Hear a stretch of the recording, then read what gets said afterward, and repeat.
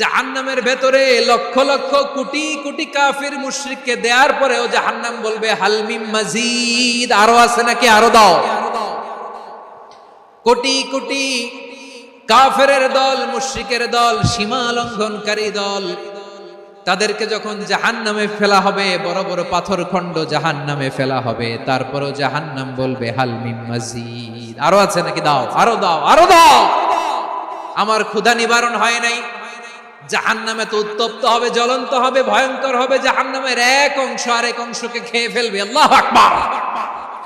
ফেরেশতারাও টালমাটাল হয়ে যাবে। জাহান্নামের রক্ষী ফেরেশতারা কি করবে তারা নিজেরাও বুঝতে পারবে না। কোটি কোটি মুশরিক কাফেরদেরকে জাহান্নামে নিক্ষেপ করার পরেও জাহান্নাম ঠান্ডা হবে না, শান্ত হবে না, বলবে হাল মিন মাজিদ, আরো আছে নাকি, আরো দাও। তখন আল্লাহ তাআলার কুদরতি পা জাহান্নামের ভেতরে ঢুকিয়ে দিবেন। কোনো কিছুতেই যখন জাহান্নামকে শান্ত করা যায় না, আল্লাহ তাআলা তার কুদরতি পা জাহান্নামে ঢুকিয়ে দিবেন। দেওয়ার সাথে সাথে জাহান্নাম থেকে আওয়াজ আসবে, কত কত বিইজ্জাতিকা ওয়া বিকারামিকা, আল্লাহ আপনার ইজ্জতের কসম, যথেষ্ট হয়েছে, এনাফ এনাফ, আর লাগবে না। সুবহানাল্লাহ বল।